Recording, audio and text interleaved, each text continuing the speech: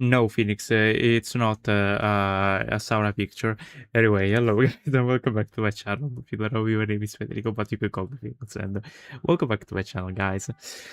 It's just thinking really hard about the answers to a math test on the thumbnail, YouTube, don't worry. Yeah, exactly.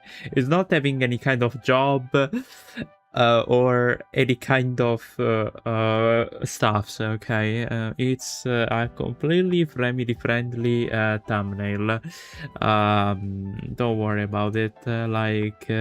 Is really chilling. Yeah. Anyway, hello guys. Hope you guys are doing good, because I am. Tonight we're gonna be playing again the Shoe Legend, hoping that we finish it, because I've read, unfortunately, that they used AI for the script, and I decided just to finish it in order for, like, completion, we can say.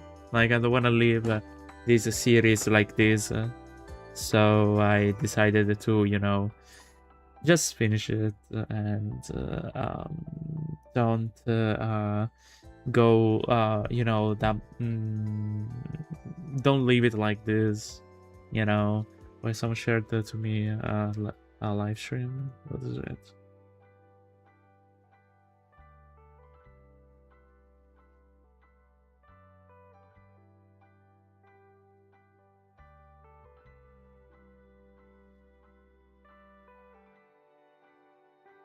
Okay, sorry guys, I was texting someone. I mean, a friend of mine. Anyway, I'm actually put the game. Sorry if I'm being kind of late, but it's because I was just chilling a bit. I was preparing the thumbnail on Photoshop, and so I decided to just chill a bit. You know what I mean? Because usually it takes a while for me to do those kind of thumbnails, because I mean, the action itself is not okay. You know what I mean? But I have to make sure that it looks like that, so that at least it's more clickbait, quote unquote. But I mean, I like clickbait stuff, so you know what I mean. And so does YouTube, if I remember correctly, like, from what I know at least. And my mentor Daniel is actually, I never told anybody about like this, but actually for the thumbnails, my mentor is Daniel, so my moderator, because he used to make videos on YouTube, and his thumbnails were like this, we can say. Okay, so they were clickbaity. um they were like, we can say, catchy. Okay, maybe he used to use like artworks from the light green website, if you know what I mean. And he used to have a lots of people clicking, so I mean, I wanted to follow the same path, quote unquote, not for every video that I make, of course, but for the visual novels and for everything. Yeah, why not? I mean, it's pretty funny to use them after all. But anyway, let's time the game, shall we?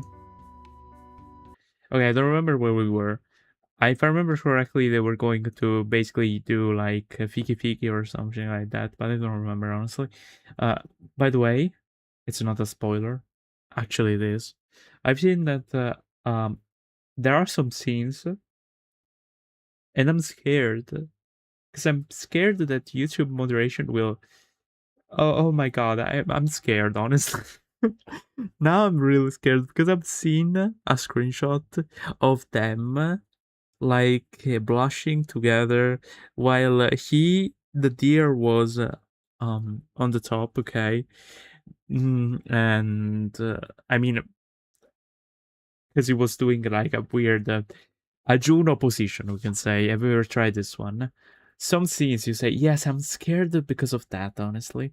But I hope that there are no stuffs like that. Okay, I hope that we don't like get flashed, honestly, because otherwise that would be really tragic.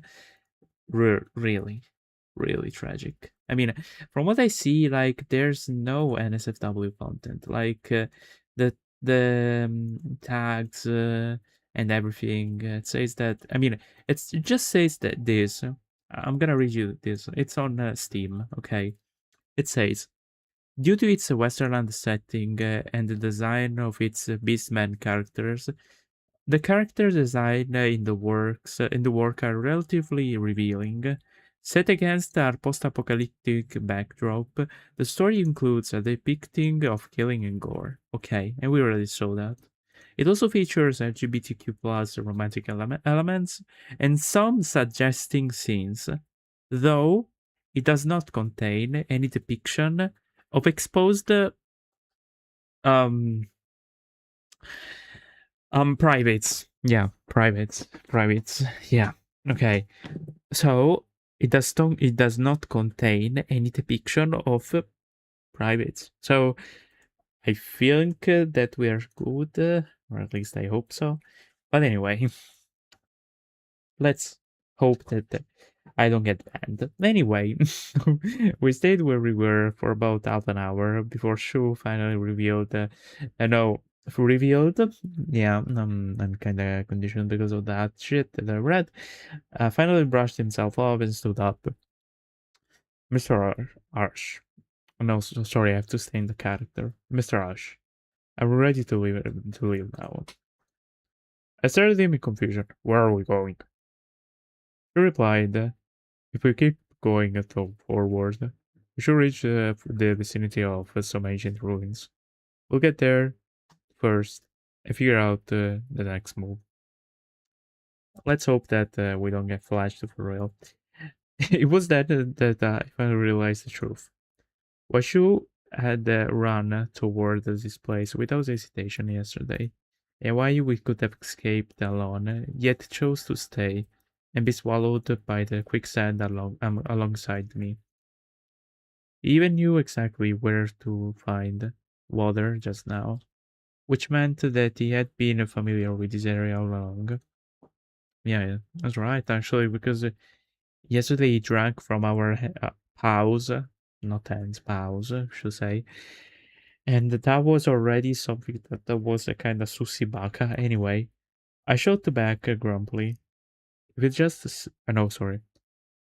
If it just said that you know the way earlier, we wouldn't have suffered that much. Too. Okay. But you and I were peaceful roaming in the skies until you, Mr. Ash, struck us down in great disgrace. I could not trust you so easily. I scratched my head awkwardly and cheekily replied, your bio was just too terrifying. If you were as gentle as you are, I would never have struck so hard. Oh, I mean, was that like a rainbow phrase, if you know what I mean? Seeing how utterly arrogant was, Shu muttered quietly, surely the gift of accusing the innocent first. We walked for a long while through the endless connected caverns. Faint glimmers of light flickered against the rock walls deep inside. It looked like sunlight seeping through some crack. Suddenly, my ankle bumped into something hard. I looked down and my heart skipped a beat. It was a set of bones, wrapped in withered fur, covered like an old bow.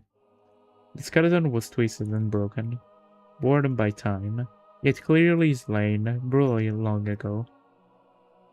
Looked around, the entire cavern floor was carpeted with Sabrina Carpenter with similar bones, piled layer upon layer, halfway up the walls. What are these? My voice died uneasily.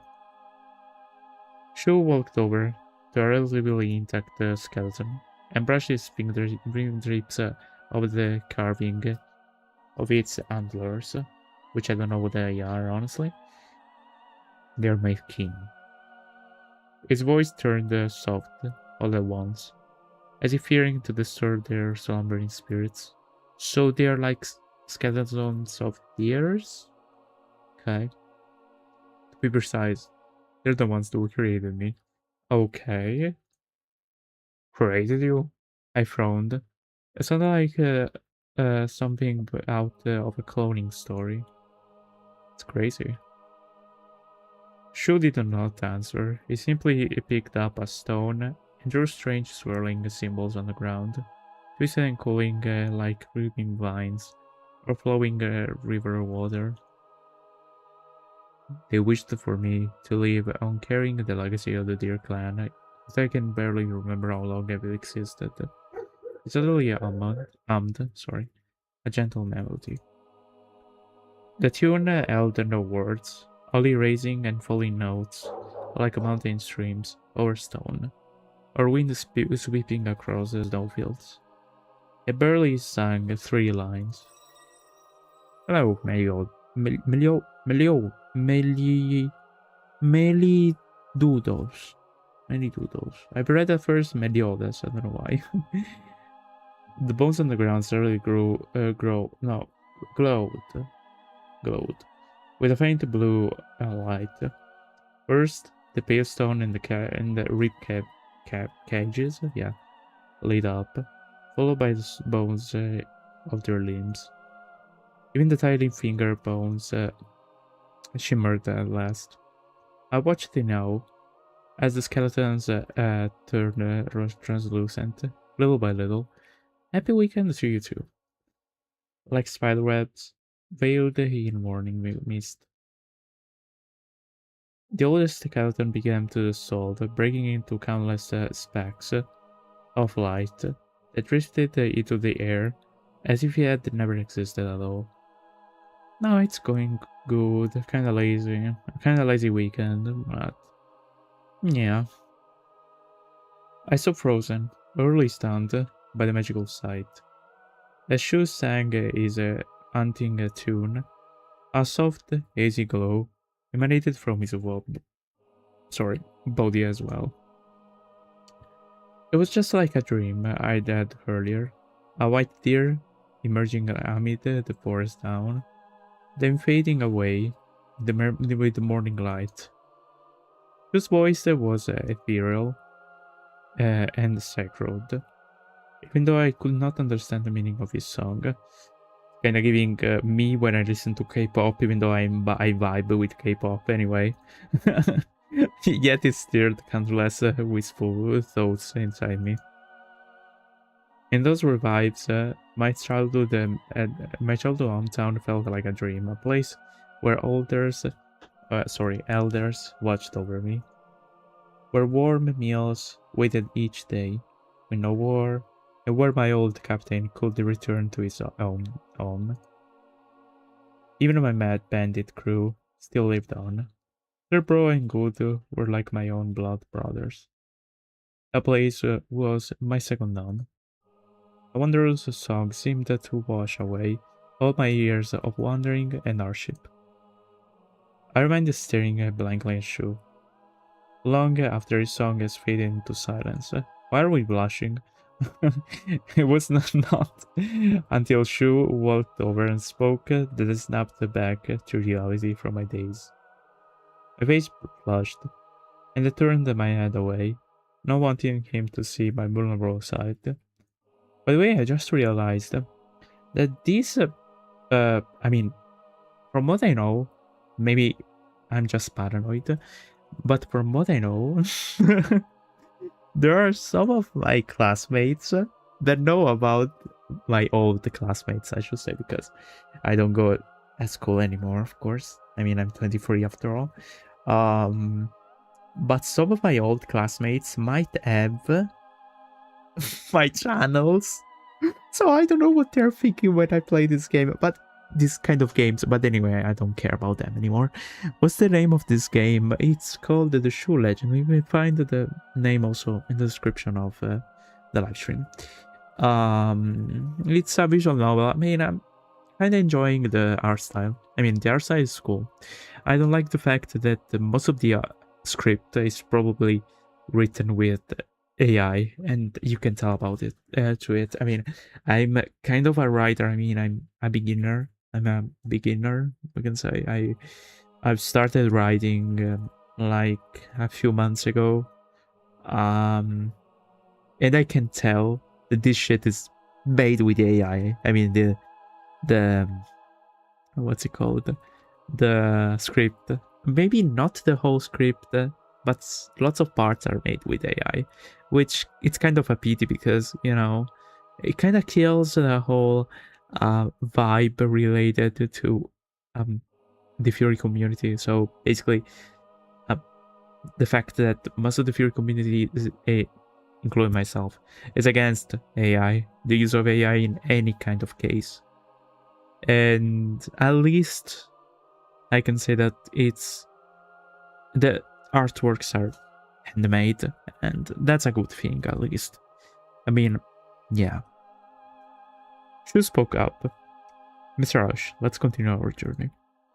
Alright, I replied absently. Just wrong earlier. I couldn't help but ask, trying to break the awkward silence. That was the requiem, of my dear clan. It hasn't been sung on this land for thousands of years. Perhaps no one understands its meaning anymore. No wonder. I thought you sang it really well. Oh, oh. Well, I stammered out my honest thought. Then instantly regretted it and quickly added another line. It sounds a lot like songs I heard when I was a little. Shu smiled, his blue eyes narrowing into soft slits. Shu understood everything, apparently. Just then I called for the faint sound of footsteps from a nearby fork in the path. Emily turned and pulled the Shu into my embrace. Shu was startled by my sudden move. To avoid drawing my attention, I covered his mouth with my paw. Let me guess, it's gonna be another Susibaka picture or drawing, sorry, or something. I yelled at the small Shu, and hid behind a shadowed rock wall. His soft fur trembled against my palm, his nose brushing lightly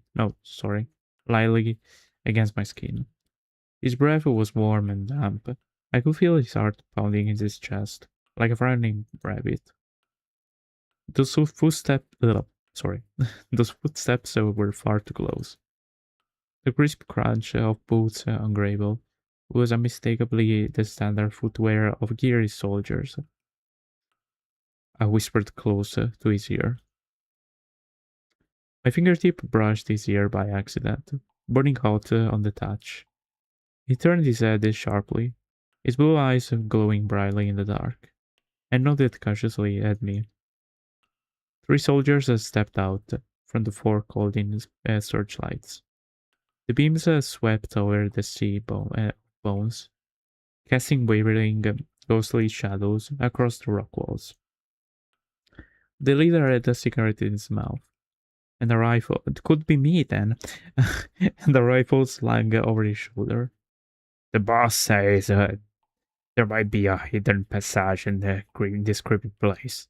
Search carefully. Whoever finds that deer will be set for life. I tightened my grip on Shu's hand. His palm was slightly warmer than the air around us, and he squeezed my hand back. A small gesture warmed my heart. Let me guess, we're gonna blush, right? No, probably not. I suddenly remember knocking him out with a rifle butt yesterday, and a twinge of guilt welled up again inside me. The soldiers' searchlights drew nearer. A faint glow still lingered on Shu's body, leftover energy from sinking directly murdered. I quickly pulled him tightly into my chest, shielding the glow with my back. The soldier's boots crunched over the gravel, right beside our hiding spot. There are fresh footsteps here, one soldier suddenly shouted. The searchlight beam locked straight onto the rock where we hid. I saw Shu's pupil trembling with fear. Can you accept my Discord request? I don't accept any request, I'm sorry. I made an instant decision. Push the Shu aside abruptly. You mean on the Discord channel? If it's on Discord, on the Discord channel, then yeah. Oh yeah, sure. Sorry. I thought that you meant a friend request to me, you know. Yeah, sorry. I'm kinda tired. Yeah, accepted it. I'm sorry. I thought you meant to myself, you know, to me, to my profile. Yeah. I made an instant decision. Pushed the Shu aside abruptly. Then leaped out and tackled the nearest soldier. The searchlight clattered to the ground, its beam spinning wildly. I snatched up a bone from the sound. My god, this music. From the ground, blah blah blah, and struck another soldier hard in the temple. The third soldier was about to pull the trigger. The trigger! Shu suddenly scrambled to his feet and rammed his antlers into the soldier's lower back. The force was gentle, yet enough to throw the man off balance. He stumbled and I pounced, instantly, sweeping his legs out from under him.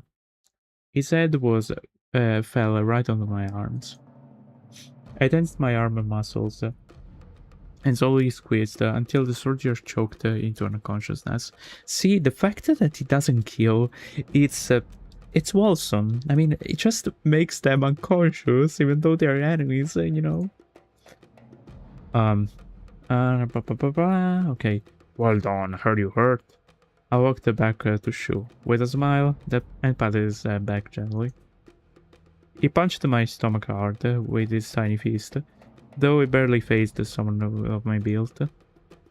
Bullets don't hurt me anyway. But you could have warned me first. You really got me caught off guard. The tips of his ears were still flushed red. Yet, yeah, he still handed me his rifle from the ground. Hurry, and drag the bodies into the crevice, or the smell of blood will draw more of them.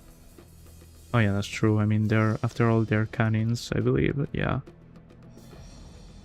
We had barely tucked their bodies into the crack when the sirens whined in the distance. It was Gear's alarm. Shu suddenly grabbed my hand and ran deeper into the side passage. They noticed the patrol went missing, and they surely left a full unit. Shu is smart, apparently. Gunfire crackled behind us like popping beans, bullets sparking off the rock walls. We ducked into a narrow stone passage, barely wide enough for one person. Shu suddenly stopped, plucked some moss with his fingers, and the moss glowed, faint white under his touch. Confused, I pulled him along. Let's go. Stop playing gardener. That's crazy. Shu said, quiet and just watch. I dragged him back toward the end of the passage. I lured them over. No way, no way, no way, no way. Shu pressed his antlers against my chest. You won't have any room for it wide inside the passage. I smiled and ruffled his head, getting a trace of silvery powder on my palm. Don't forget, I've already died once. Before he could argue, I bolted out the passage and roared at the chasing soldiers. You Gary dogs, I'm right here. The soldier took the bait, surging into the passage in a dense crowd. I counted my step as I ran, I thought that they knew that we died, but probably we didn't know. They didn't know that. They didn't get it. I got my steps as I ran, listening to the closing footsteps behind me. Then swerved sharply and hit in the side's hollow. There he is! Someone shouted, and the last 20 rifles aimed straight at my hiding spot. I watched them cram the light in the narrow passage. Or passage, I don't know the pronunciation, sorry. Like sardines bottled up in a jar. They poured bullets into the crowded passage. A dense ravage of fire, spreading like an unbreakable net. I pressed myself firmly against the inner wall. I thought that with them packed so close, one grenade would take out their advance unit. But there was no way for me to even peek out right now. Just then, wispy purple smoke suddenly filled the air. It was faint, but my nose easily caught the strange scent of the smoke. Then, an unbelievable scene unfolded. The soldiers trapped in the passage went berserk, like the manga, I don't know, and began attacking each other, throwing their ranks into total chaos. Bullets ricocheted while inside the passage, which I do know what that means because of a song. I seized my chance and hurled the explosive I'd been holding straight into the crowd of soldiers. In an instant, smoke, shrapnel, and the rock fragments blasted outward in a wave of scorching heat.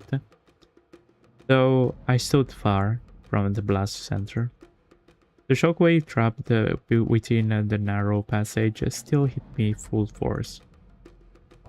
Blinding light, the song, and ringing ears left me disoriented. I struggled to stay on my feet, leaning against the wall and staggering unsteady forward. Right then, a figure quickly pulled me out the passage. Let me guess, it was the hyena.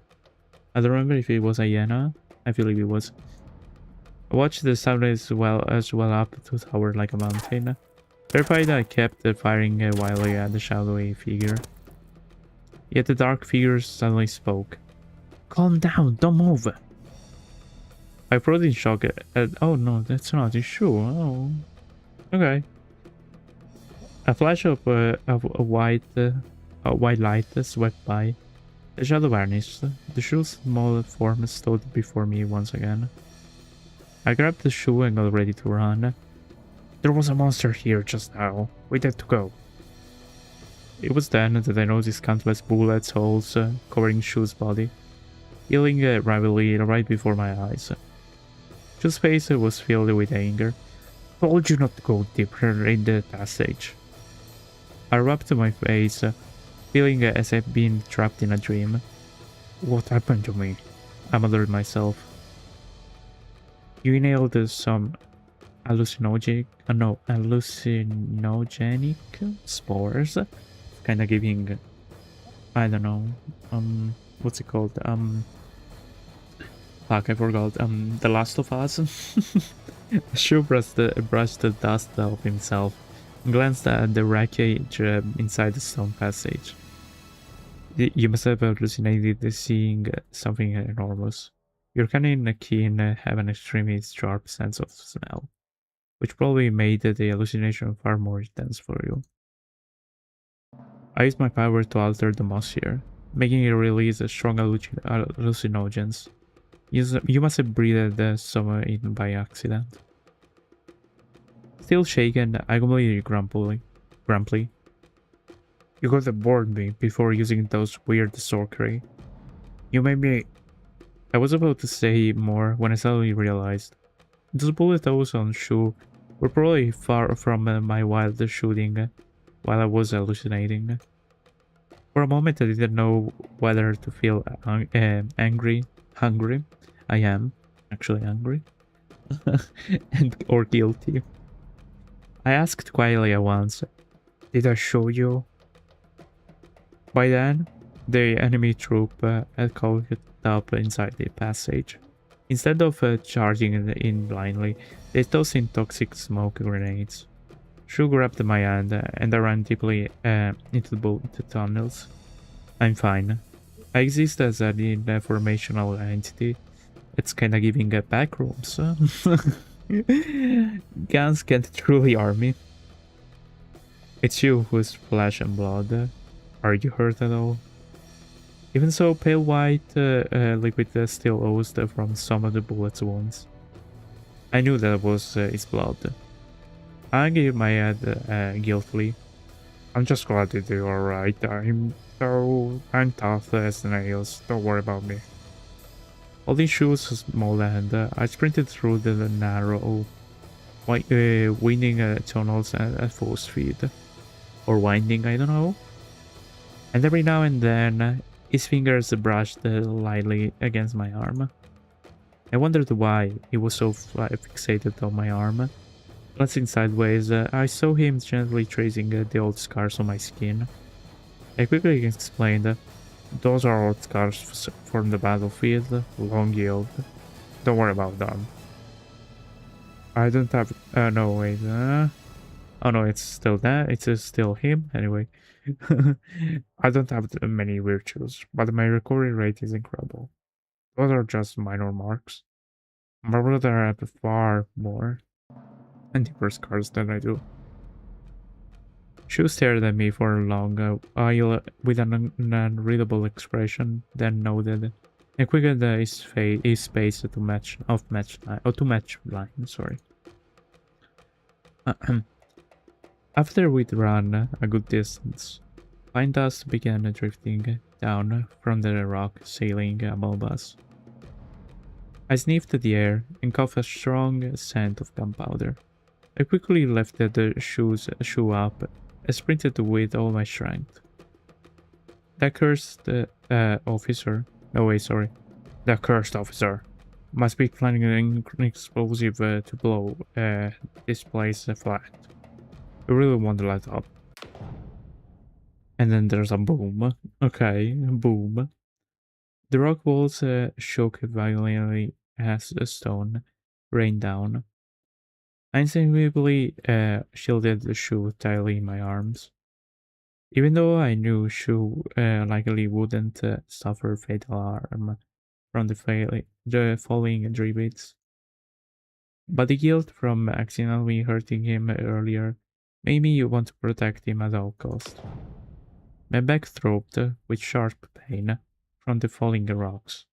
A second, they don't look like falling rocks, but anyway. They look like... I don't know, they sound like when you close the door. I don't know. A second explosion followed, even closer this time. The rock wall ahead suddenly erupted, revealing a pitch-black opening. The sharp click of guns being coked? I don't know what that means. Yeah, exactly, the closing door rocks. Oh, by the way, Wonderland. I think that in these days I'm gonna be playing again Data Everything. I kind of miss Data Everything. I've seen that they added um a new what's it called, a new expansion, so I'm kind of intrigued, you know. The sharp click of guns being coked rang out immediately. There they are. Target spotted. It was Gear's voice. I snapped my head up and saw a dozen soldiers in khaki. Oh, it's the what's it called? The mimic, I believe it's called in English. I don't know. Uniform jumping down from the opening. Their submachines. I did hear they wanted to add more characters at the start. It was gonna be like 500 characters. If they add more dunks, especially if they are dubbed by Alejandro Sab, then I'm into it. Please marry me, Alejandro Sab. I know you're already married, but and also their spouse is also gorgeous too. Sorry. I stopped my head up and saw a dozen soldiers in khaki uniform jumping down from the opening, but I can fanboy. The submachine guns pointed straight at us with dark, menacing barrels. It's amazing how I have yet to see a character in this game that's not shirtless. Well, they all are, and also apparently oiled up. But it's really fine. It's really fun, yeah. No, anyway, the rock wall behind them continued to collapse. It clearly blasted the entrance open with artillery.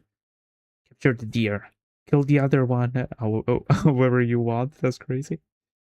Garay's impatient voice echoed through the cavern, mixed up with the thunderous crash of falling rocks. I pulled the shoe firmly behind me. Watching the soldier advance with their guns raised, I gritted my teeth. We had every chance to fight to the death here today. I don't understand why it's always so prominent, that thing, you know what I mean, guys. But anyway, you know what I mean. I can't point it, but you know what I mean. Since they've been pushed up this fire, we might as well settle our scores from yesterday right now. Next, chapter 5. Okay. Bang, bang, bang. Submachine gun, or I should go like pew, pew, pew. Submachine gun bullets whizzed past the rocks walls, puck making the stone surface with countless small crates. Scorching bullet casing splattered onto the back of my hand, making me wince in pain, or whines, I don't know. Move left, I muttered sharply, grabbing my thick leg bone off the ground. I hurled? Is it right? Yeah, because sometimes I can't read properly. It hurled at the nearest soldier. The moment that the man was struck in the shoulder and fell screaming, I rolled out from cover, snatched the fallen soldier's rifle and grenades, and opened the fire on the rest of the units. Bullets ricocheted inside the cramped cavern, forming a deadly barrage of fire. While I was out gathering weapons, Shu shielded me from countless strays, bullets with his own body. I watched the round pierce into his flesh. That's crazy, honestly. He has a goated power, I won't be lying. Only to watch the bullet also fade away with an astonishing speed. I need this. My mom is kinda homeless. Shu, do bullets really not hurt you at all? I asked, still unsure. Phil picked up several grenades he'd grabbed earlier and handed them to me. I'm used to it. I'll be fine. I didn't know how much. What in the Terminator is going on? I didn't know how much hidden meaning lay behind these words. But in the middle of this fierce firefight, sorry, I had no time to dwell on it. Well equipped as the soldiers were, they could not maneuver, yeah, probably in such tight quarters. Running around aimlessly like headless allies. Take cover now! The gears roar echoed from the entrance. I clearly realized the disadvantage of the terrain. I pulled the shoe behind a protruding, boulder. My chest having from all the frenetic running and fighting. Sure, numbers mean nothing here. I chuckled and patted my submachine gun, only to find the magazine empty. That's crazy. Now we were in a tight spot. Shu and I stared at each other awkwardly. I tried to reassure him. It's alright, we still have 2 grenades left. We can hold our grounds. Shu nudged my arm with his elbow and said softly, Mr. Ash, I have a plan. But promise me, you'll hold your breath no matter what happens next. I looked at Shu in confusion, but remembering the strange magic he'd used earlier, I nodded quietly and listened to his instructions. He leaned closer to my ear and whispered his plan to me. Um, mm, the plan is written in Chinese. I'm following his directions. I mean, I don't know if that was made on purpose so that we don't understand the plan, but I think that was an error, a mistake. I don't know how to read Chinese. Sorry, guys. Following his directions, I used my brute strength to smash one of the stone's pillars with a single punch. That's crazy. What in the One Punch Man is going on at this point? The cavern did not collapse, yet countless fragments crumbled down from the ceiling above. Doing as Shu told me, I held my breath without pause, smashing the falling rocks, one punch after another, and grinding the debris under my feet frenetically. In an instant, the cavern was thrown into complete disarray. Thick clouds of dust blotting out all visibility. Shu silently arranged the loose stones into a decoy figure resembling itself, sitting by the entrance, then pulled me away to hide on the opposite side. Moments later, the footsteps of Kiri's pursuing troops echoed closer. All I heard is a soldier grumbling around about the thick cloud of dust filling the air. Then, one of the soldiers spotted at the decoy with mate of Shu. They opened fire on the spot, sending clouds of dust billowing all through the cavern. Shu and I hid far away, quietly watching their every move. Sure enough, it wasn't long before they realized that they'd been tricked by this decoy. They cursed loudly and scattered the search for our trail. I glanced at Shu in confusion. Nothing is ever happening. I'm very interested in the Yena boy, I fear. Yeah, the Yena is really fine, I won't be lying. But he's the evil guy here, apparently. I know that Yenas are really fine. I won't deny that. But it's fine. Yeah, it's fine. It's fine, unfortunately. It's fine, even though it's the evil guy here. Yeah. I mean, also him is fine. The coyote is really fine. I won't be lying.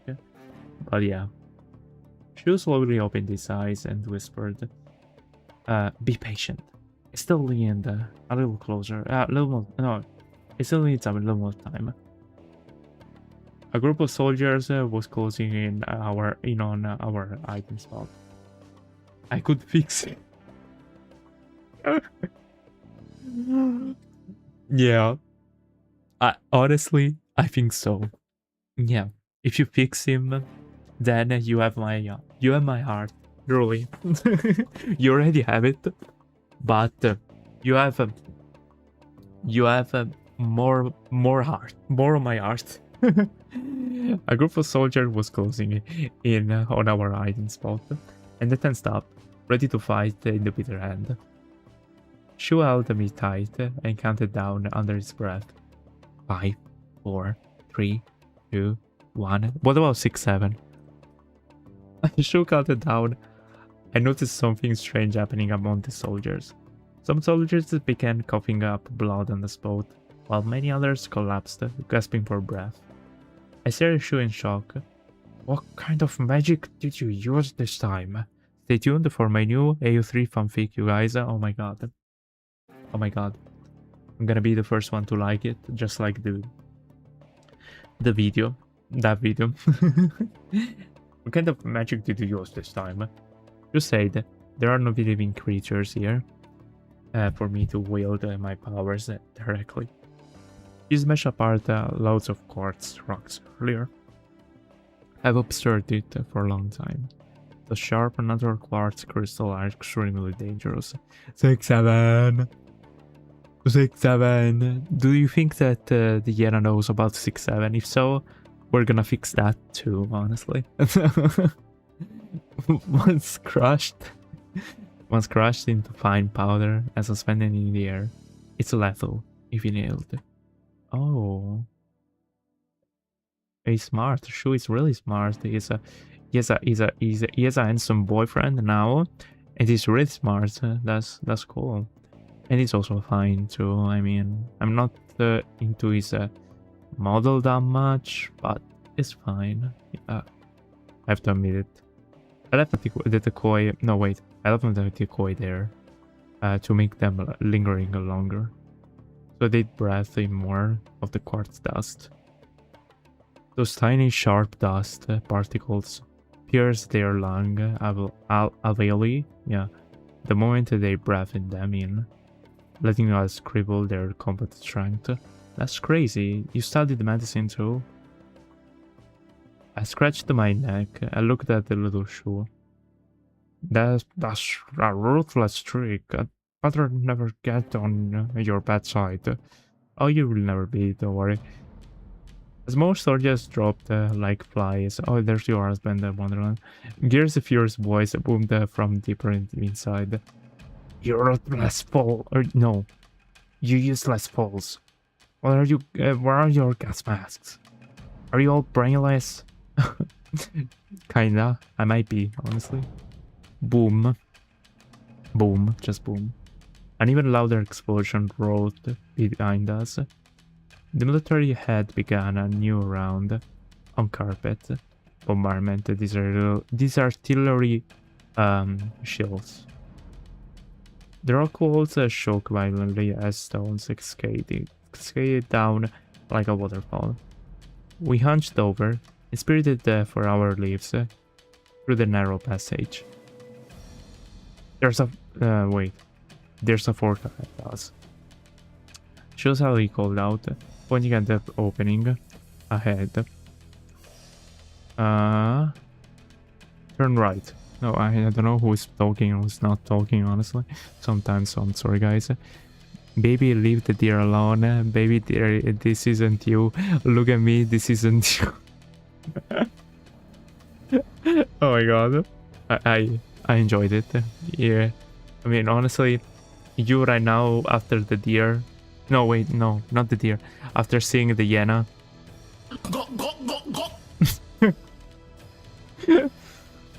To right, there's an ancient ruin there. The old altar of the deer clan. How do you know that, honestly? Oh, what in the PowerPoint was going on?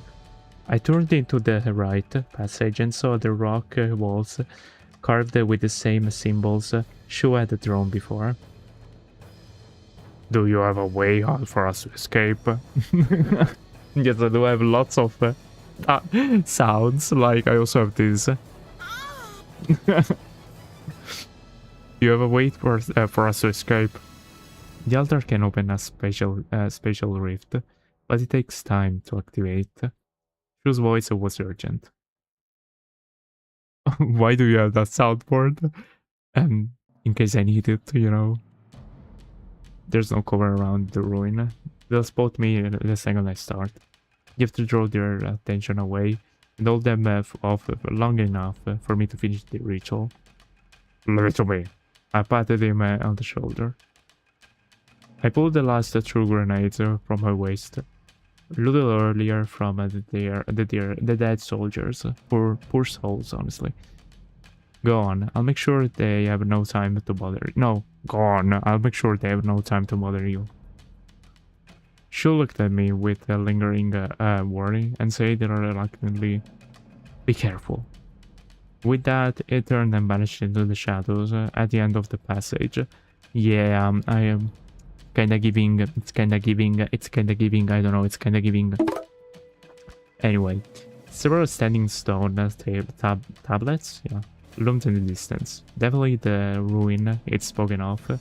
I took a deep breath and stepped boldly off the passage.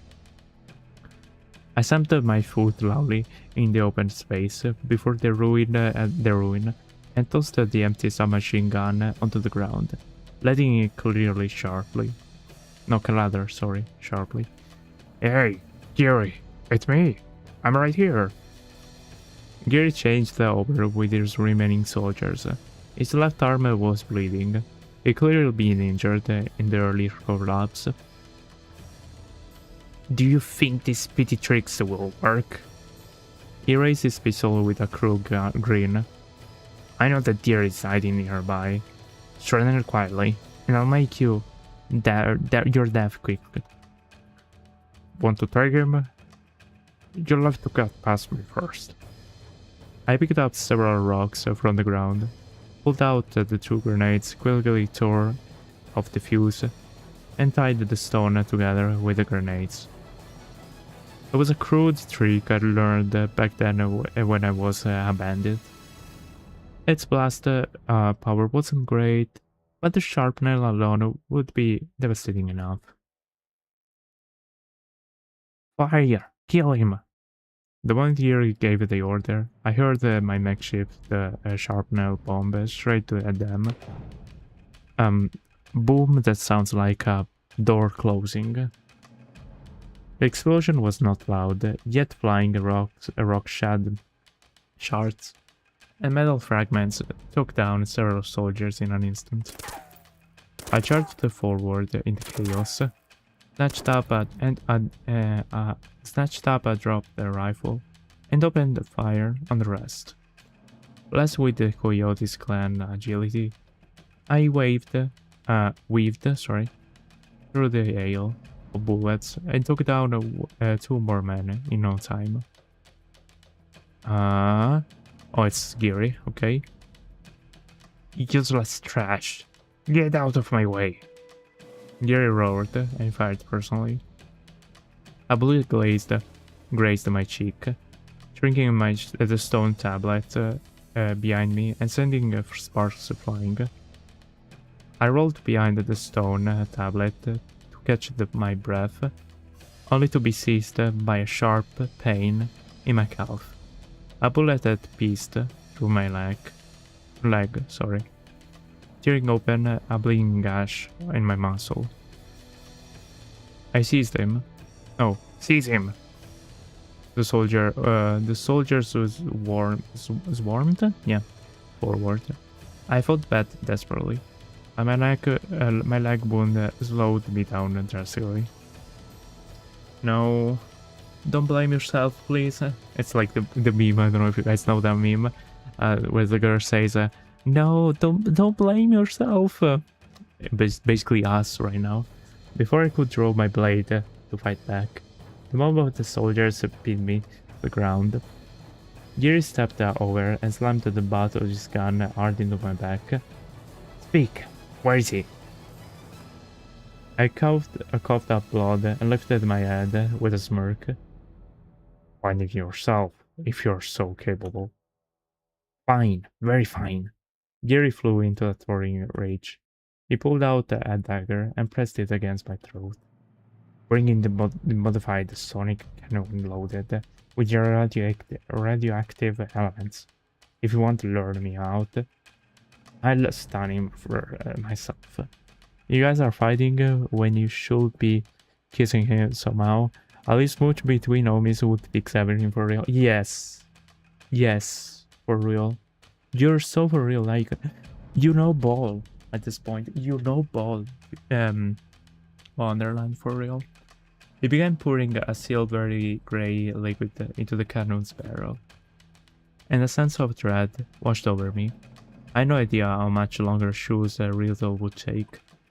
Worst case scenario, I would be killed, and she would be trapped once more by this new weapon. I stared hard at Geary's hideous face. Out of the corner of my eyes, I noticed the stone tablets behind me glowing faintly white. Above Shu, hidden among the monuments, a massive phantom, pair of white antlers materialized, shining brighter by the second. Yet the light told me we were running out of time. I gripped the last hidden detonator tightly in my hand, ready to fight to the bitter end. Wow. So we are literally like a Terminator at this point. I broke free from the restraints with brute force. A bullet narrowly grazed my carotid artery, so specific by a hair's breadth. I tore out the fuse of the detonator in my head.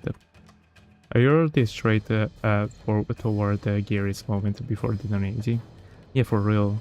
A boom. A real boom now, not a door closing. But I never expected Gary to be far more capable than he looked.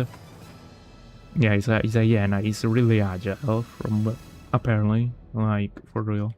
Despite his short, scrawny frame, he effortlessly dragged a taller soldier aside with one hand, darted behind him, and used the man as a human shield in front of the grenade. Like, literally, guys, the only hyena that I know, I mean, the few hyenas that I know are either cocky, okay, but in a good way, uh, or just Susibaka. They're not evil. Like, he's the only hyena that is evil, but Wonderland, you can fix him. The blast only sent the wicked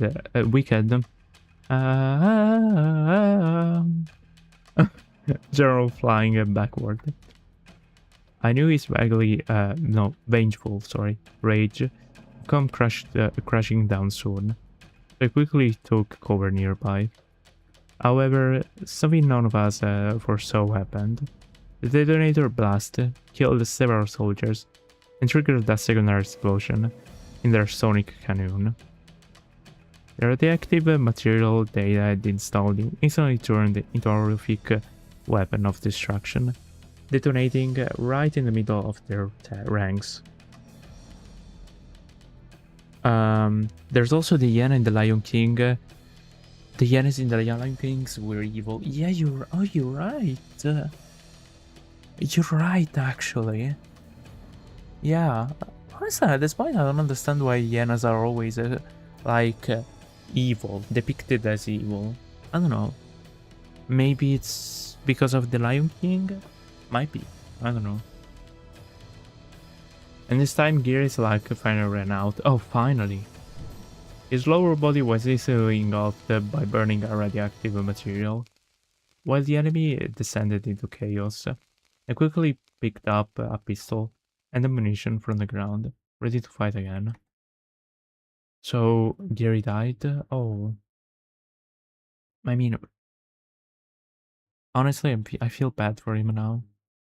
At the same time, all the sound, yeah, I feel bad because it was really sexy. Anyway, uh, also, would you ever consider playing Homicipher? It's kind of a dating sim where you meet a lot of different monsters while trying to learn their language. You know that I know that? I wanted to play it. Wait. Homicipher. Okay, let me screenshot it because I do have some. Um, okay. I do have some dating sim that I want to play. The first one is got suggested to me yesterday, literally, and it's an antro one. In a cyberpunk world or something like that. That looks really cool. But this zombie cipher, I know what you're talking about, and some of the monsters are also really fun. I won't be lying. I'm sorry, guys, but I have to admit it. Yes, I know what you're talking about, and you know, as always, balls. Wonderland for real. You know, balls. At the same time, but yeah, I'm gonna consider that. Maybe after this, we can play that. I don't know if it's free. I'll check. At the same time, all the stone tablets around us finally blazed with white light, and my own body began to glow as well. I burst out laughing, gazing into the terrified eyes of Gary's man. I shouted, "We'll meet again." Um, I wouldn't say it like that. What do you mean? Um, oh, you know, ball. No, I'm sorry. I mean, you know what I mean. You know, you're really cultured. You know what I mean? Yeah. I'm sorry. I didn't mean to make you uncomfortable. You know what I mean? Well, but again, as my words faded, the entire ruin erupted in a blinding white light. I'm staring at this art YouTube, I swear. Yes. I don't know why it's so pointed, you know? Why is he looking at us? Why is his art is looking at us? Like, and it's really, I don't know. Yeah. Oh, you're just fooling. Okay. I'm glad to hear that. It's really, I mean, I don't know why. Why his art is a V shape, as a V shape. I don't know why, honestly. My body felt weightless as I lifted by its gentle force and gears rose, fading into the distance. The last thing I saw was the army's chaotic defeat, and the brilliant white antlers floating above Shu's head. 1 second before the white light consumed everything, I thought I heard the song of the deer clan. I'm a lily light, a free, and free, calling us to a place without war or hatred. Next, chapter 6-7.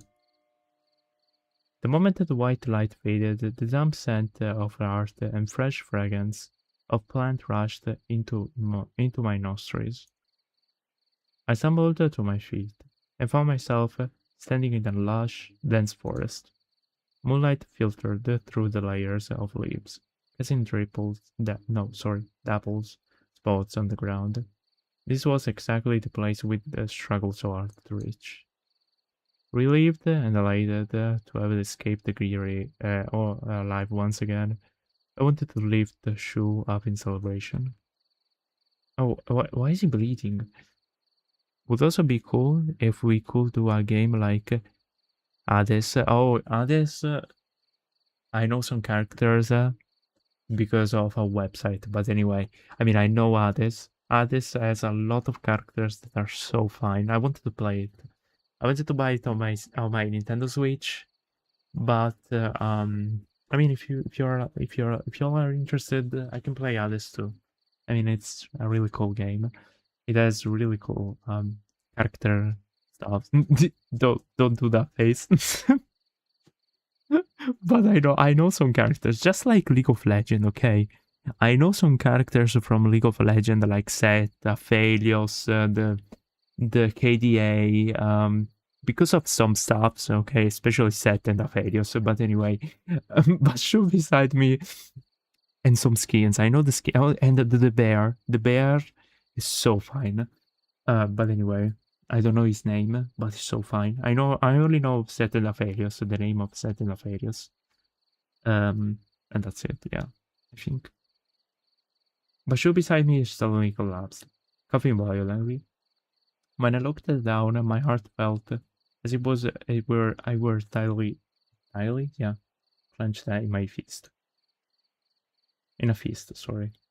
His small chest heaved desperately, and silvery blood kept spilling from the corner of his mouth, dripping onto the ground like shard of a melted galaxy. My phone.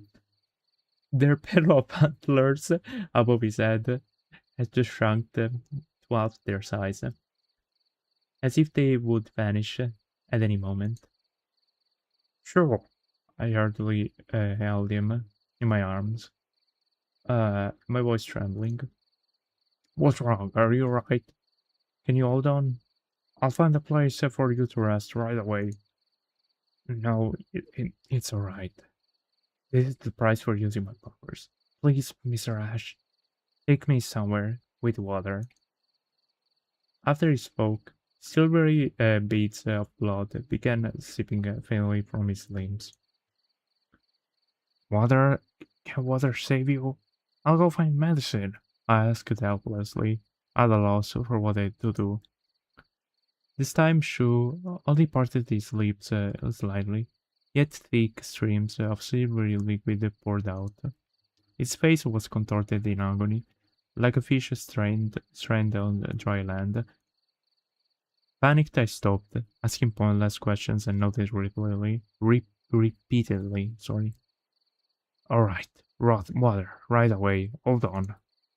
I pricked up my ears to locate the sound of running water, then broke into a sprint toward it.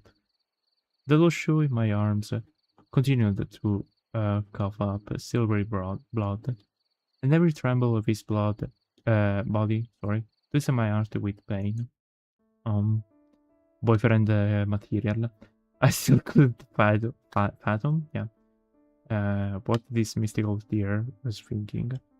He could have lived peacefully forever within a white feather realm. Instead, he was cast down by me to this dirty, chaotic world. Time and again, it exhausted his precious power just to save me. Now, he lay at death's door. If I were just a blind bystander, I would hate the villainous wolf named Ash with all my heart. If I weren't holding a shoe in my arms, I would have punched myself hard right away. I spoke softly, making a promise to Shu in my arms. Sure, hold on a little longer. We're almost there. I can feel it. Shu opened his eyes weakly and nodded at me. But I could tell he was hiding his agony on purpose to keep me from worrying, forcing out a pained smile. My YouTube decided. Wait, don't play with my heart like this, and yeah, for real. I'm almost crying, but don't worry. I have cheerful sounds like.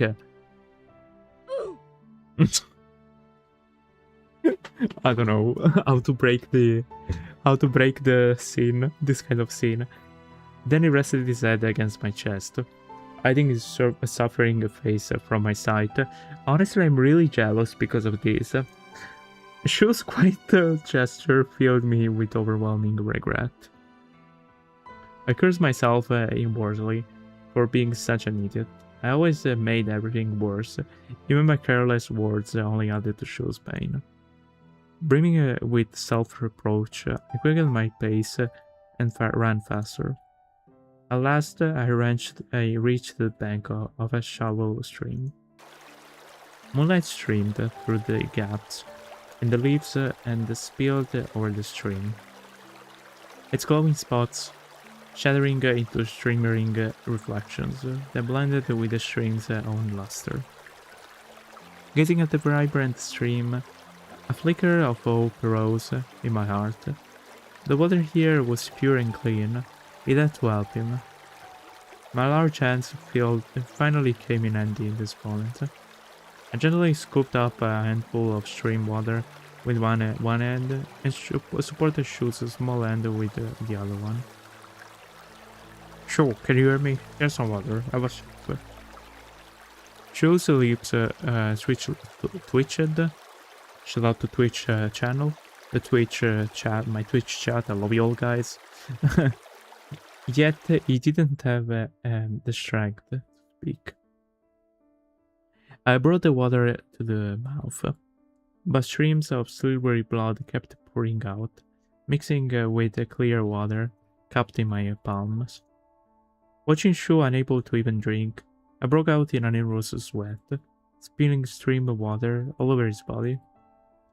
That's when I noticed that wherever the water fell on Shu, he gradually stemmed the bleeding from his wounds.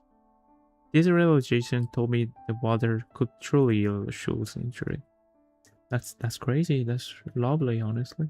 I decided to lay down in the stream. Oh.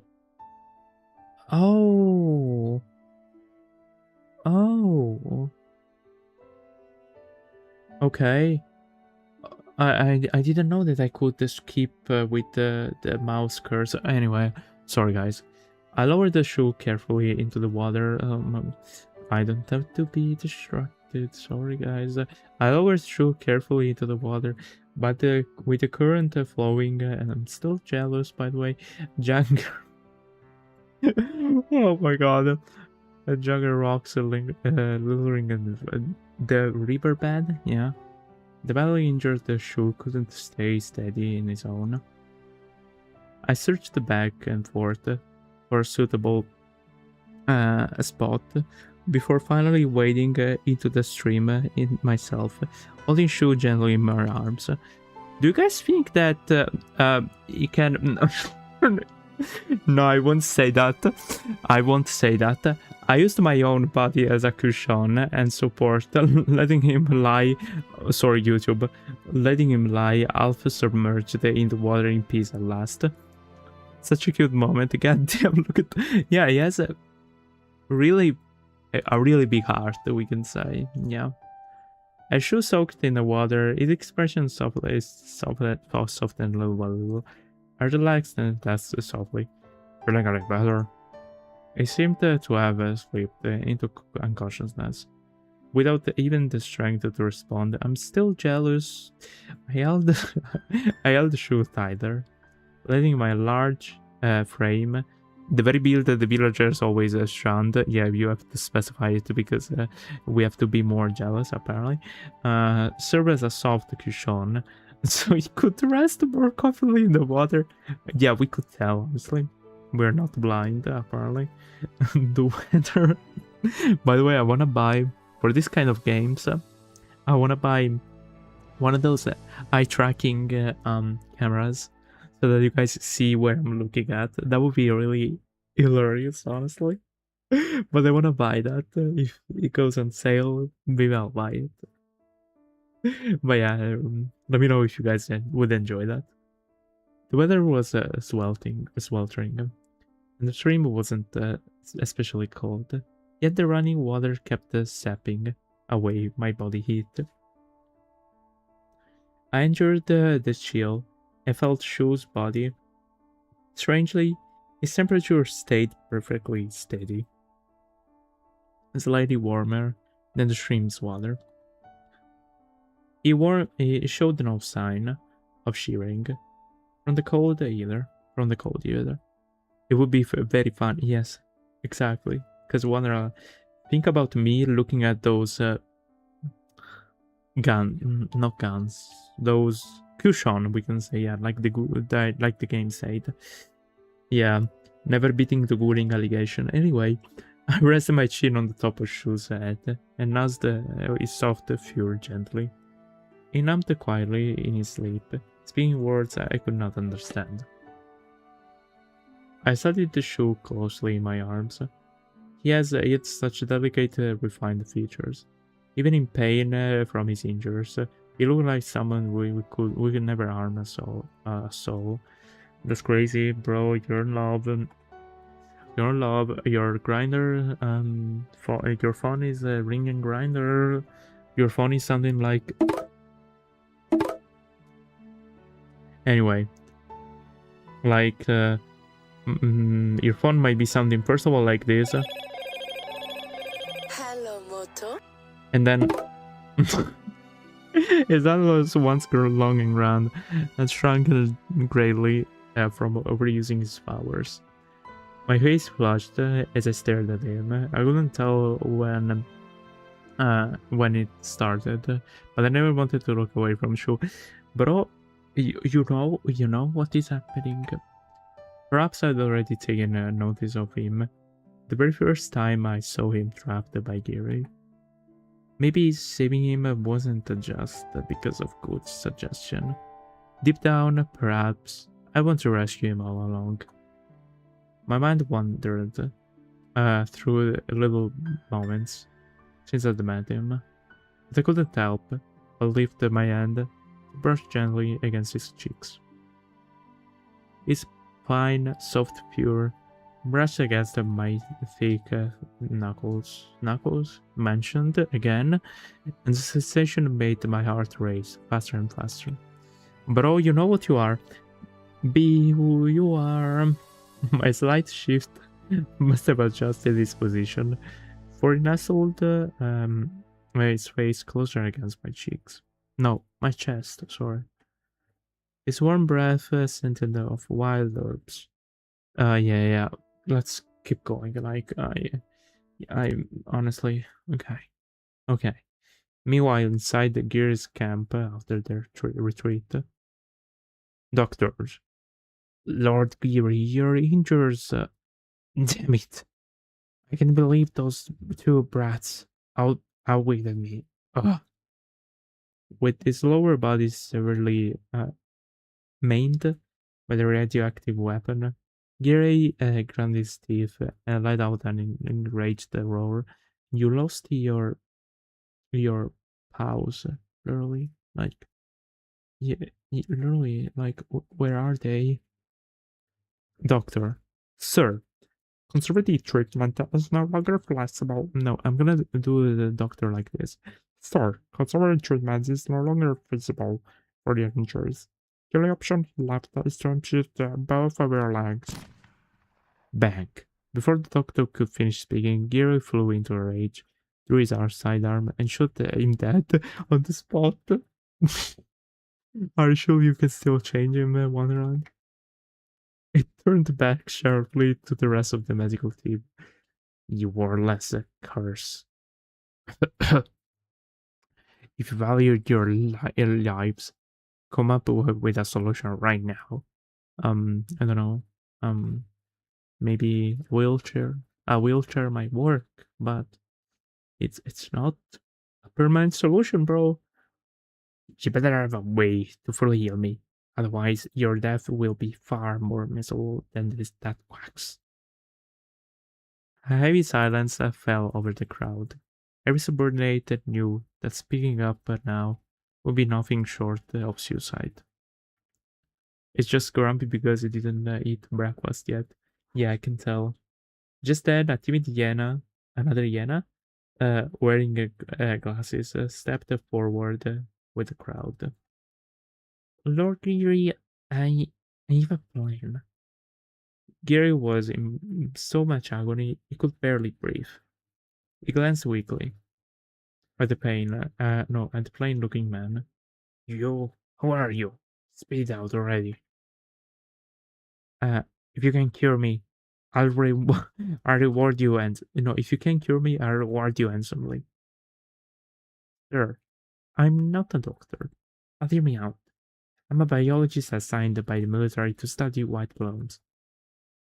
He paused to glance at Gary, whose eyes turned ferocious, thinking he was joking.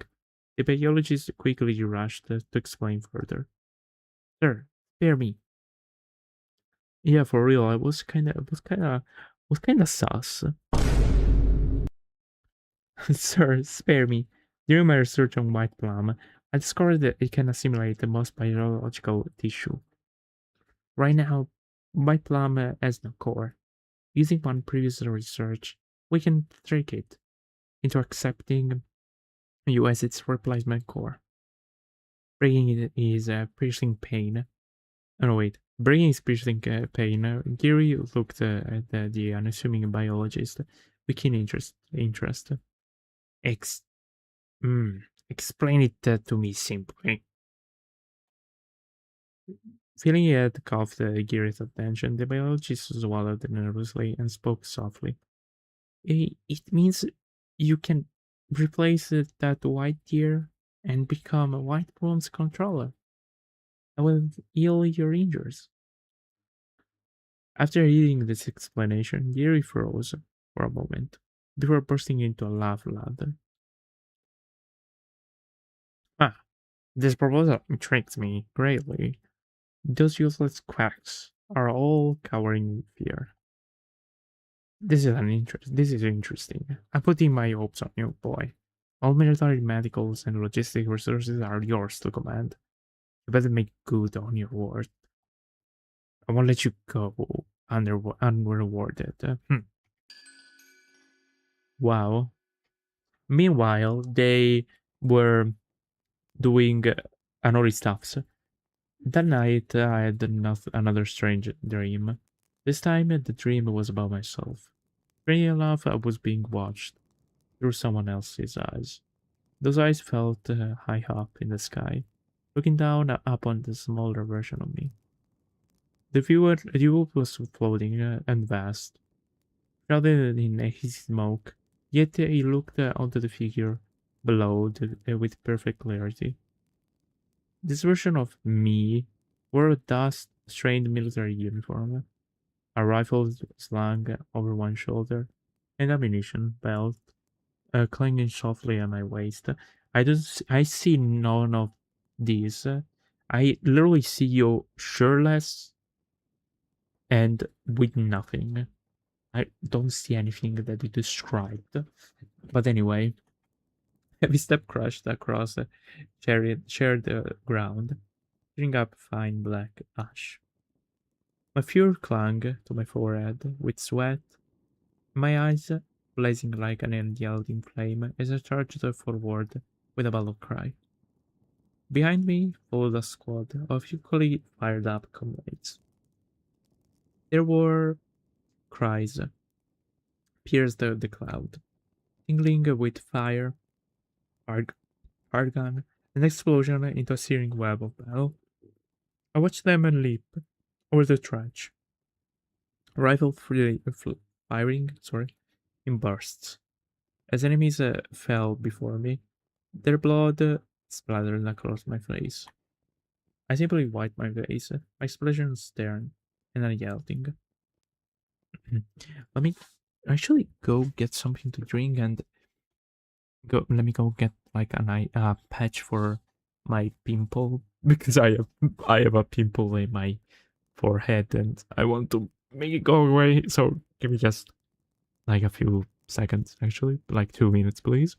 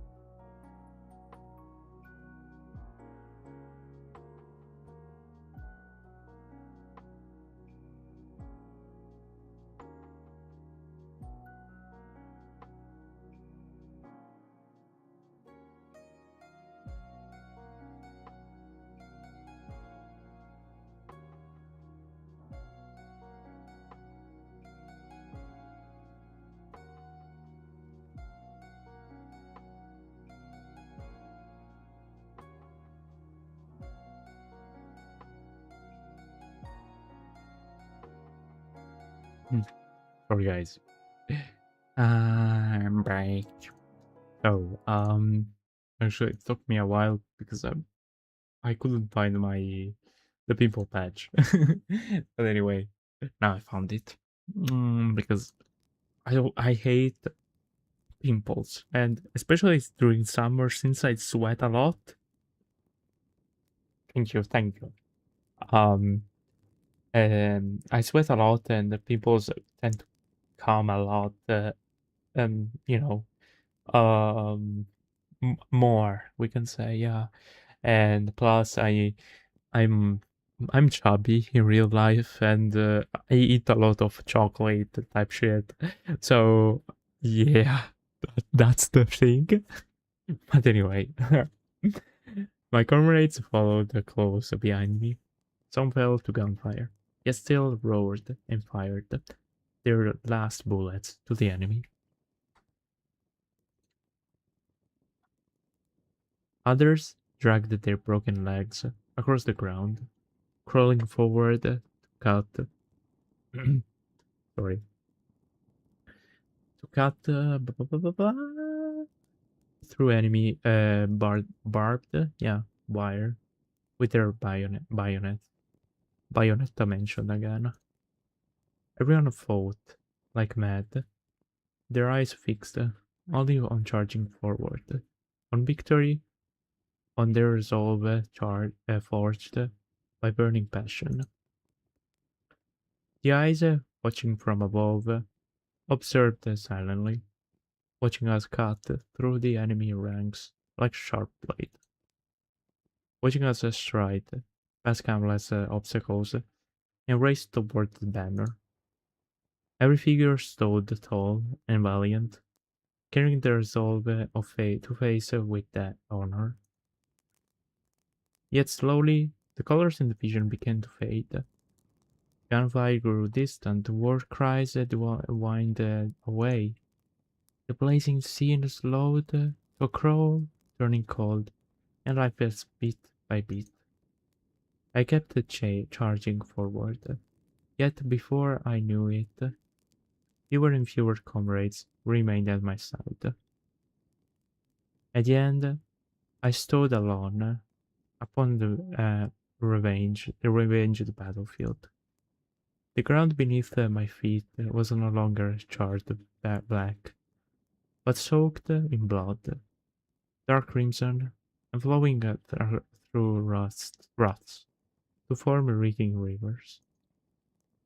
Once upon heroic figures now lay scattered and as lifeless corpses. Some stared blankly into nothingness, others clutched broken weapons, and a few still held their charging stances, never to move again. Devastation washed over the land, burned war vehicles below the black smoke, collapsed buildings, exposing charred wooden beams. The village in the distance was nothing but rubble, and even the wind wailed like a mournful war cry. The valiant version of me still stood there, uniform stained with blood and grime, my rifle hung limp at my side, and the fire that once blazed fiercely in my eyes had faded into empty days.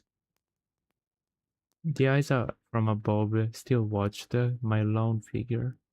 No, still watched my lone figure standing in stark contrast to the silent Westerland. Those eyes grew misty, haze blurring the bloodshed below. Yet those remained fixed stubbornly on me, standing amid a sea corpse and blood, filled with unspeakable sorrow and silent approach. I wanted to shout, to rush forward and tell that version of me to stop, to wipe the tears from those watching eyes, but my body felt rooted to the spot. I could only watch helplessly as the crimson haze grew thicker, watching my own figure grew smaller and smaller amid the ruins. Suddenly, a sharp ringing filled my ears. The misty eyes narrowed sharply. Everything in sight crumbled in an instant. Blood, ruins, and brave figures shattered into fragments, hustling straight towards me. No, hurtling, sorry. It was like being trapped in a house during an earthquake, swaying and falling, until I jolted awake with a gasp. The first thing I saw was Shu, fully recovered, shaking my arm vigorously. When my vision focused on the little Shu before me, the cold sweat from my nightmare faded a little. I lifted my hand. I stroked his soft hand. Its texture like gentle seaweed. Sure. What's wrong? Have you injured yourself? She stared at me blankly, and then let out a long sigh of relief. His furrowed brow softened. Thank goodness. Thank goodness, Mr. Ash. I thought you'd frozen to death in a river. I wiped the sweat from my brow, pressed my stiff neck with my paw, and tilted my head side by side. After two faint props from my bones realigned, I smiled and said, I'm not a fragile. You're the one who scared me half to death last night, coughing on some rat blood. You never told me. You never told me about using your magic would leave your suffering so bad. Otherwise, I'd never let you push yourself like that. Still worried, Shu kept running his hand over my body. Are you really right, Mr. Ash? When I woke up, your body was ice cold. You shouldn't have gone this far, just to save someone like me. Kinda giving BL. I frowned to his word. Don't talk about yourself like that. You're incredibly important. Here it's sent his whole army to capture you. You matter a great deal. Besides, my cheeks flushed a little. I looked up at Shu and added softly, You've tried me so many times, and you're important to me too. Shu still looked confused. Losing body heat in river water can be fatal, Mr. Ash. Your body is very strange. Could it be a trade-off? Staring at me thoughtfully. To ease his worries, I stood up. Quite overthinking. Look, I'm perfectly fine. And drop this, Mr. Ash. Just call me Ash. No need to be so formal. I'm built though. I've been surviving all kinds of harsh conditions. Shu mumbled quietly after listening. Alright, maybe you really are very special, Ash. Perhaps you're a highly adaptive individual born from extreme mutation. Your abundant body fat might let you resist hypothermia for a long time. Oh, wasn't expecting that. Oh, it's the thumbnail. Guys, as I said previously, I always do the most Susibaka thumbnails by cutting the parts that are not Susibaka, okay? And yeah, this is the thumbnail, as you can tell. Level impossible. Yeah, this is level impossible. His voice was yo, for real. His voice was soft and unnerving, logical, almost mechanical, and his so-called objective analysis annoyed me greatly. I jumped right up and leaned closer to his face. Are you calling me fat? Shu hadn't expected such a dramatic reaction. He fell silent at once, looking away overly with a grin of regret. Yes, this is where I found it. I raised my voice. Does this look fat on you? Yeah, it's not fat, it's muscles. I can tell, like, you have abs, literally. I flexed my tree trunk as his sized arm. He's enjoying that, I can tell. Pushing my bulging biceps, okay, fortunately. bulging biceps right up in front of Shu's face and went on. This is muscles. Where's the fat? I mean, everybody has some fat. Not satisfied, I took Shu's hand and pressed it against my chest, flexing my pectoral muscles again and again beneath his palm. Sorry. I affled indignantly. I got scared for a second too when I read bulge. I was like, what? Okay. How can you call this fat? This isn't fat at all. Shu grew utterly flustered, his face turning red. Oh, you're not fat at all, Ash. You're well built. Truly impressive. Only after hearing him correct himself did I let go of his hand, still showing off my muscle proudly. That's right. You're far too skinny. You have to lean to learn from me. When is it gonna be my turn? That's what I want to know. Same for me, honestly, Wonderland.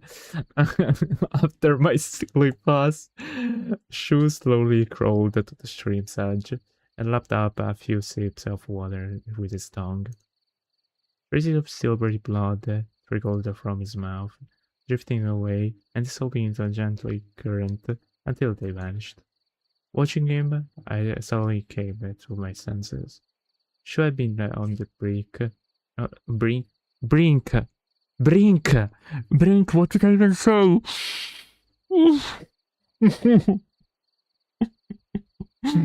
Oh my god! Oh my god! I'm sorry, guys. Not a brink. Okay, of death yesterday, and it was still one only true. Just recovering. I heard it back. I mean, I wouldn't, I wouldn't be surprised if it was also that way. We let it out the door. Oh my god. I'm such an idiot. I completely forgot how weak you still are. My memory is also terrible. Yeah, you're muscle, you're built, blah blah blah blah blah blah. But your memory is not good apparently. Shu said softly, looking at Maris. It's alright. I just can't afford to pay the price of using my powers again. A little more stressed, and my basic bodily functions will stabilize. His words stirred up all my doubts. I frowned at him, holding back my questions, not daring to press him harshly. Not rashly, sorry. All I wanted was to care for him gently. I would wait until he was ready to share all his secrets, and then I would listen with all my heart. Noticing my puzzled look, Shu lowered his eyes. After a long moment of quiet thought, he looked up at me. Ash, would you like to hear my story? I nodded seriously in reply. Wait, Shu, I want to hear your story too, but I have to charge my MacBook, so give me just 2 seconds, guys, and I'll be back. I won't even put like the thing where charger charger.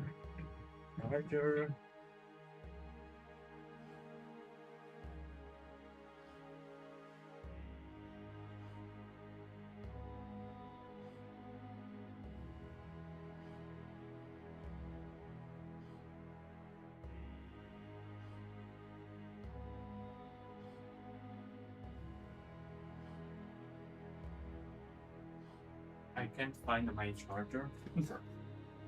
Don't tell me that I lost it, because otherwise it's like, you guys know how much it costs, like a charger for a MacBook? It's like, I don't know, $50, even more, maybe even more, because of fucking Apple, and I don't want to support Apple. Don't do that, guys.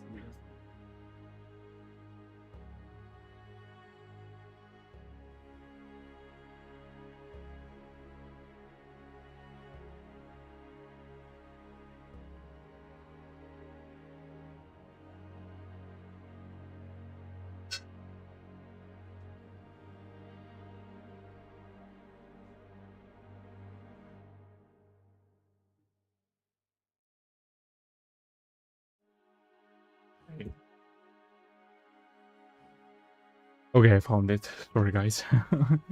Okay, we're back. No, for real, guys. Don't support Apple, because... Have you guys seen where they produce the new chipsets? Mind you, it's really bad. It's really bad. Yo, it's a place that I don't want to name in my live streams because they're not political sided, but it's a really bad place. Anyway, let's continue. I can just say one thing: Free Palestine, and you understood what I mean. I mean, my idea is Free Palestine, so you immediately know where they're from, those chipsets. But anyway, I nodded seriously in reply. He glanced toward the distant forest and smiled faintly, so that's why I'm boycotting.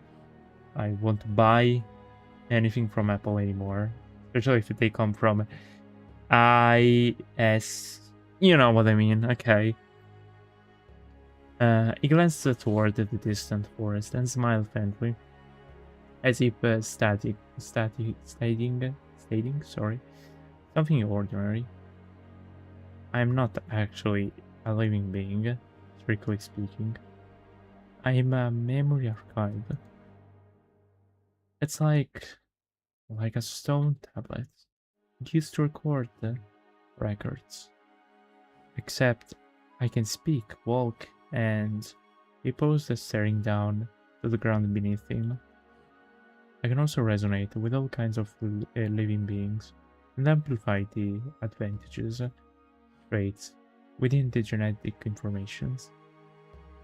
At the very beginning, when you revived from the brink of death, Ash, you already possessed incredible regenerative power and merely amplified that natural ability of yours. As for the moss in the stone path, it only had a faint hallucinogenic effect on its own. I simply magnified its biological traits as well. If I hadn't experienced these miraculous things firsthand, I would have thought it's a story, nothing but a fantasy. A nightingale song echoed through the forest, its voice ringing clear in the stillness. Long, long ago, only the Deer Clan lived upon the land. We were born guardians on the forest, able to understand the voice of the wind and sing in rhythm with the rivers. Later, migrants of other races arrived. Coyotes like you, fleet-footed leopard folk, and the craft-smithing bear clan. The Deer Clan welcomed them as guests. We taught them to tell edible plants apart and to chant ballads that awakened the soul's fertility. We showed them how to use the powers of ancient runes, drive away drought and flood. His fingertip traced slow circles in the dry grass, as if stretching those ancient scenes. Back then, the forest was filled each day with intertwined songs from every race. It was beautiful, yet his gaze slowly dimmed.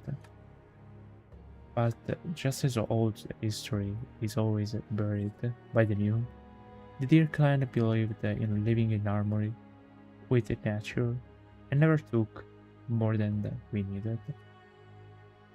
Other races were different.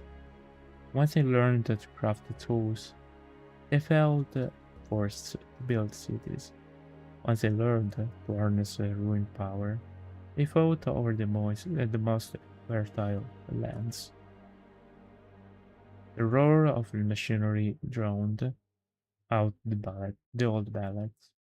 The iron city walls spurred the river's natural course.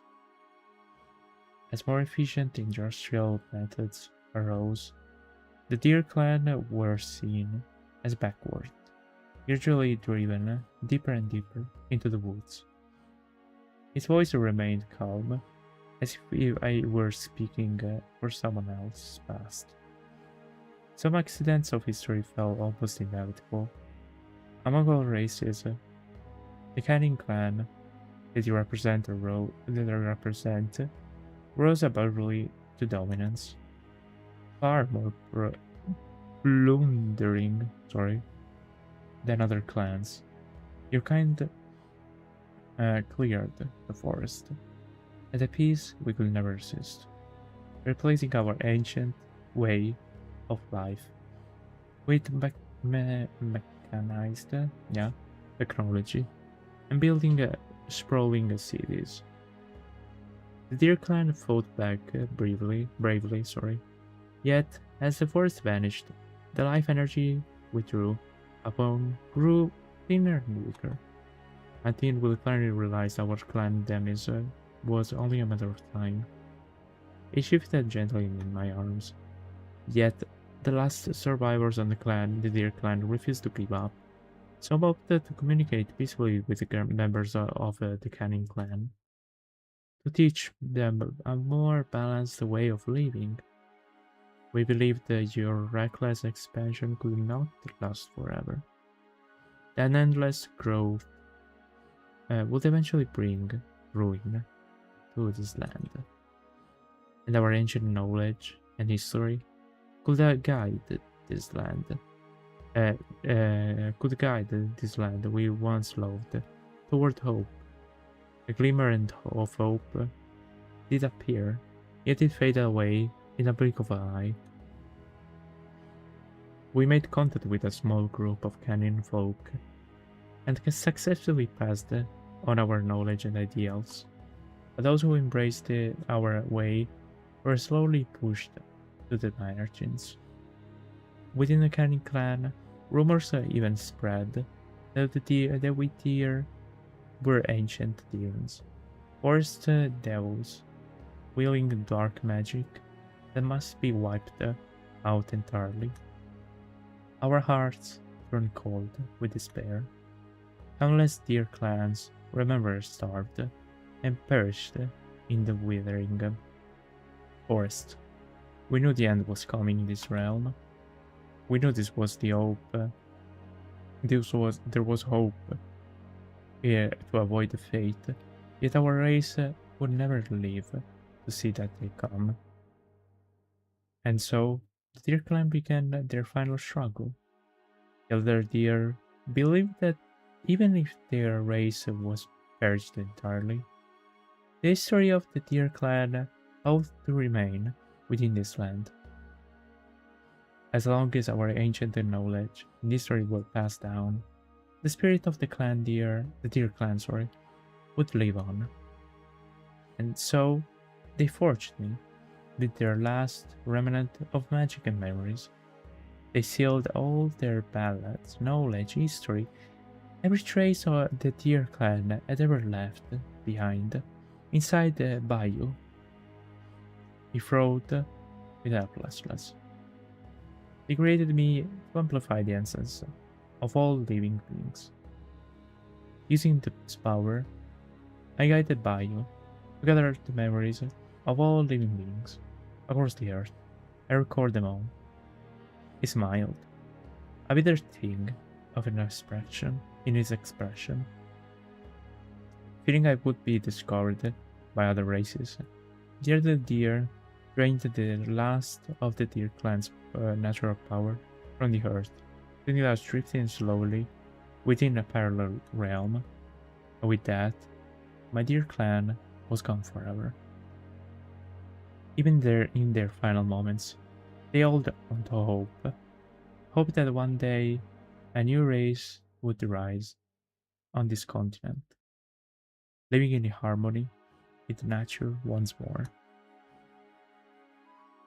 When that day comes, we shall emerge. We will return the lost history, knowledge, and civilization to this land in the form of ballads, and let the story of the Deer clan continue. He shrugged his broken antlers, My antlers represented the remaining memories of the deer clan that I can wield. My power to amplify life essence does not come far nothing. Yeah, that was really well written, I won't be lying. This doesn't sound AI, like some other dialogues in game. I must burn away. They are stored within me to use it. The Deer Clan believed written words distort history. This is why we preserve our past through physical perception and leave the memory instead. Bayou holds the history felt by flesh and bones, while I guard the memories kept within the clan's mind. I must sacrifice a portion of the Deer Clan memory as payment. Can those memories ever come back? How do you regain the strength after using them? I pressed on my questions. Da. Shu felt silent for a moment at my words, then went on. Once those memories fade, they're gone forever. As a vessel holding old history, my bodily functions begin to shut down alongside them. The more I use my power, the closer I draw to what you would call death. For now, though, the power of water can restore some of my vitality. Ash, do you know? In this world, history always seems to begin with water. Every civilization has sprouted beside rushing rivers.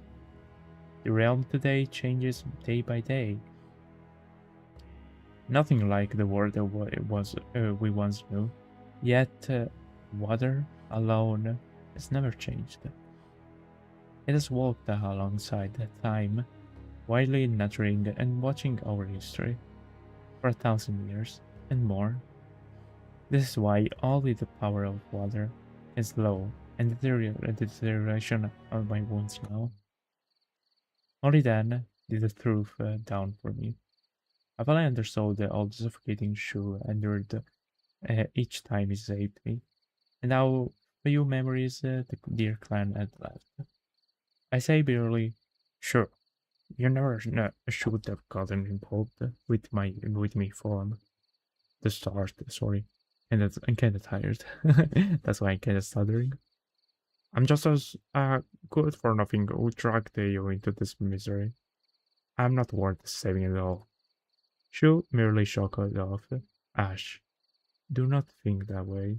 To begin with, being discovered and struck down was always inevitable for me. A dreadful officer Geary target is surely the dear clan memories I hold. I cannot tell yet how it means to use me. If anything, I was fortunate to have met you, Ash. You're the reason I have survived until now. Besides, after wandering for 1,000 years, I believe the current state of this nation might be my chance to bring the dear clan history back to its life. After all, the nation had fallen apart due to excessive exploitation. The history of the deer clan might just hold the key to bringing hope. I asked, still worried. Then, what will happen if you use your power again in your current condition? Sure. You lowered his head and paused, then said calmly, if I use my power in the real world once more, I'll probably disappear forever, just like the ancient history of the deer clan. Once all the deer clan's memory in this land are gone, all will vanish along with them. Shocked and heartbroken by this word, I choked up and grabbed the shoe by his shoulder. So, you must not use your power again.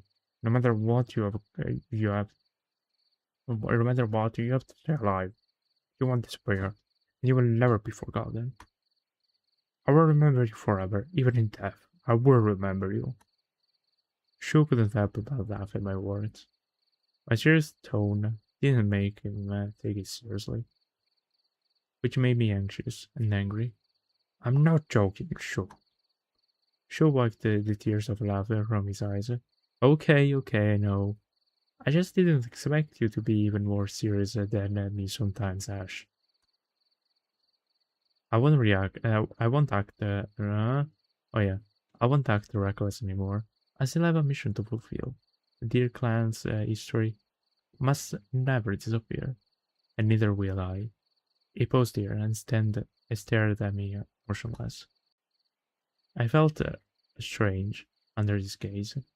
There was a soft, indescribable light in his blue eyes, and I immediately touched my own face and asked, "Is there something in my face? Do I look strange?" He shook his head and said, It's nothing, nothing. If I'm lucky enough, I hope you'll continue to travel with me, Ash. That would put my mind at ease." My heart warmed at his words, and I replied at once, "What do you mean, lucky to help me? I'm your slave, remember?" Shu scratched his nose shyly, and his ears twitched in embarrassment. In the faint light of the morning, he looked so cute that I couldn't look away. Okay, next. Chapter 6-7. Oh my god, 6-7, guys. Anyway, I think we're gonna be saving now, honestly. And we're gonna continue that the next day. I don't know if tomorrow, but I think so because tomorrow is Sunday, you know. So that's kind of fair. Yeah. What else can I say? Yeah, I think I'll be going to sleep now. No, actually, I'm gonna go and grab my PC and just my laptop and to write some stuff. And I got inspiration, we can say. So, yes, I think I'm gonna be going type. And I hope you guys enjoyed this live stream. If you did, make sure to give it a thumbs up. It really helps. Remember that, please. Subscribe to my channel. And as always, guys, thank you so much for staying here, for watching, and I'll see you in the next video. Take care, guys. Bye.